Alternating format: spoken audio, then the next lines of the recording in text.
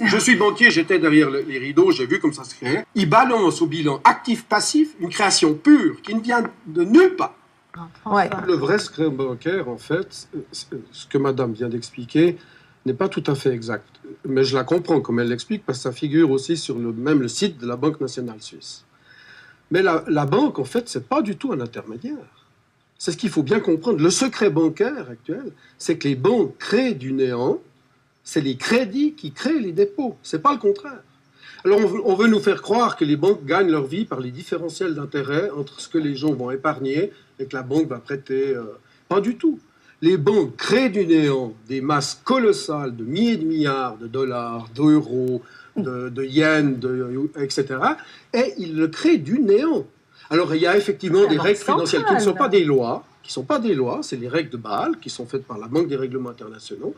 Mais comme je vous l'ai dit, plus de 10 pays n'ont aucune limite légale à la création monétaire du tout. Comme vous disiez, attention, les règles prudentielles, c'est eux-mêmes qui se les donnent. Non. C'est les banquiers eux-mêmes à Bâle, à la Banque des règlements internationaux. Ils se créent des règlements, des ratios bancaires. Oui, mais c'est le banquier qui crée ses propres limites quand il le veut bien. Le banquier ne fait pas seul. Dans la réalité économique, excusez-moi, mais l'histoire de Fillon, de Sarkozy, de Mercosi... François, mais ça on est d'accord, donc ça on l'a compris, mais c'est pas la raison pour laquelle les gens aiment ou n'aimeraient pas leur banque. Si, est-ce que finalement, c'est pas justement parce qu'on est déjà en train de ne pas être d'accord que les Suisses moyens qui n'y connaissent rien ont peur? Exactement. Ils commencent à comprendre ce que je vous dis. C'est gros. Madame ne le croit pas. Elle est sincère. Mais moi, je vous assure, je suis banquier, j'étais derrière les rideaux, j'ai vu comme ça se créait. On créait des masses monétaires très facilement. J'étais étonné de la facilité à laquelle on donnait des crédits à l'époque. Oui, aujourd'hui, on fait une facilité. Avec un dossier de 2-3 pages, on crée des millions. Maintenant, c'est des trillions.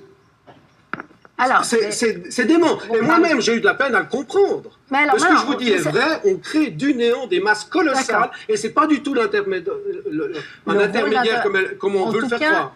Au niveau du bilan, vous pouvez pas dire aujourd'hui que par rapport au crédit que vous offrez, vous avez des exigences en termes de fonds propres et de liquidité qui vous empêchent de créer et de fournir des crédits de manière... Non, alors, mais ça devient trop technique pour nous. Non, le bilan, c'est très simple. Moi, j'explique. On va faire un compte de banque.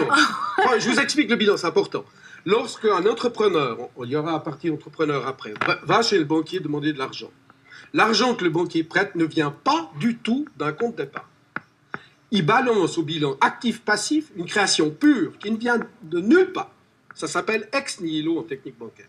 Ça ne vient de nulle part. Ça ne vient pas des réserves du banquier, ça ne vient pas de la Banque nationale suisse ou de la Banque centrale, ça ne vient pas de compte d'épargne. C'est créé du néant à l'actif au passif du bilan. Ça, il faut bien se le dire, c'est la vérité. Et il n'y a pas de limite, si ce n'est des règles prudentielles qui se font eux-mêmes. Il y a des limites et il y a des exigences. On sait que la Il l'a dit lui-même, sans limite. On soutient l'euro sans limite. Il l'a dit. Moi, j'ai